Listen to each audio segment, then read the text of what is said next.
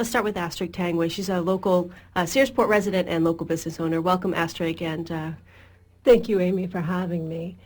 I am opposed to this, but I'm opposed because we're not getting answers to our questions. From what I can see, this is going to be an industrial change that's going to change the scale of all of Penobscot Bay. It will tip our entire region from tourism and a balanced economy of lots of small businesses and move it right towards industry. When we ask the company to tell us about worst-case scenarios, they won't. I don't understand if they want to move into our town, why they won't tell us the bad as well as the good. I am concerned that they're actively paying people to work against our moratorium. What we're asking for is 2 months of time to ask questions, find out more information about all the different components. This is an industrial project that's bigger than any of us understand. We need the time to talk about it. And finally, they're not willing to define what local is. When they talk about jobs, they say they're going to be good local jobs. But what does local mean? And if we're going to wipe out all the tourism and the small businesses along Route 1 in the entire region, then what local jobs are going to be created? That's why I'm concerned. Okay, we'll touch on more of those in depth as we go through the program. Thanks, Astrig. Bud Rivers is the Director of Emergency Management in Searsport, and he's here tonight wearing 2 hats, both in his official capacity as in that role and also as a Searsport resident. Welcome, Bud. Thank you, say Amy. why you support the project. Yeah, thank you, Amy. I support the project because I have always supported. I was born and brought up here, had to move away because there was no industry, there were no jobs. I came back and retired here. I have always supported measured industrial development in the town. The industry, small local businesses do not provide the jobs needed to keep my children, my grandchildren, and I in this town. That being said, putting on my other hat of Emergency Management Director, I've been in this job for a year. I was surprised when I took it over with the maturity of our emergency planning process, with emergency management in the post-Katrina era in general. And I went through the process of getting our current land use ordinance and site planning ordinances in town, and I did some extensive reviews both in 07 and 09, I believe, when they came up for votes, to make sure that those were balanced ordinances that protected the citizens of the town while not inhibiting business and industrial development. On the emergency planning side, we can get into later, but why I believe that our emergency plans and within the national response framework are more than adequate to support the industries that we have and any other industry that decides it wants to settle in Searsport. Okay, thanks, Bud.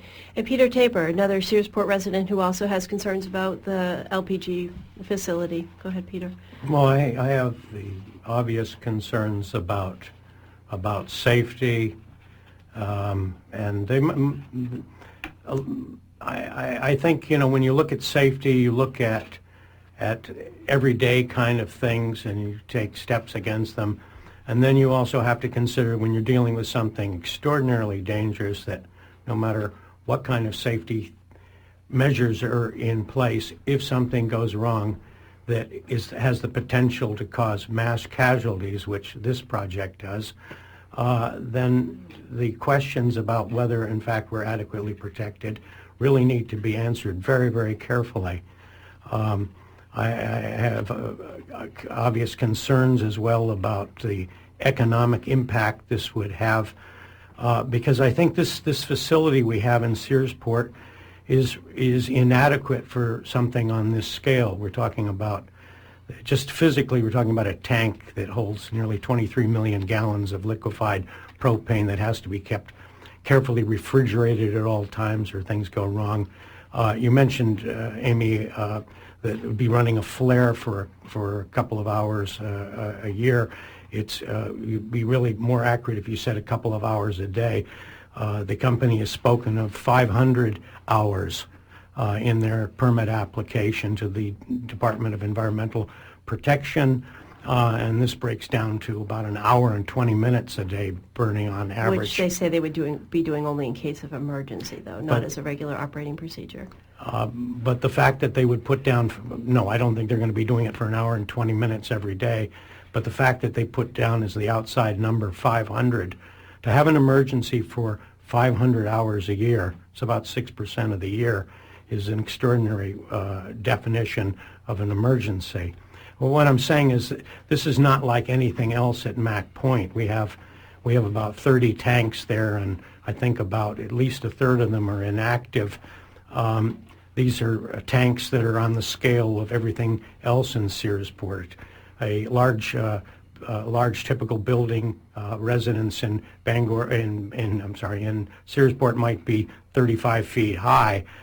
We're talking the existing tanks. The highest of them is about 48 feet. It's not. It's on a human or a town-like scale. We're talking about something that is the equivalent of a 14-story building in height, and it can be seen, down the bay. It can be seen. Would loom over Route 1. So we're talking about something, it's nothing like we've had before. Mack Point historically is a very early 20th century utility port, and it's pretty much, frankly, maxed out for all but the sort of things that it has always done very adequately, which is to supply energy products to a region, to central, eastern, northern Maine. Now we're talking about moving into a much bigger industrial scale. And finally, I'd say there's enormous, every bit of evidence when you look into the industry is that we don't need it. We don't need it here in Maine, and the pretext that they're using is bogus. And frankly, we have so much domestic propane being produced right now that it's nonsense to talk about people going without. And we're converting, even in Maine, people are converting to natural gas. If anything, there are fewer homes are going to be heated with propane. Okay, well, let's open the phone lines, and while we're waiting for the phones to ring, I'm going to give the phone number. It's 1-866-625-9378. Again, 1-866-625-9378. People can call in with questions for our guests or comments, opinions, where they stand on the issue. And looks like the phone's ringing already, so I'll table this. But go ahead, caller. What's your first name? Where are you calling from? And go ahead.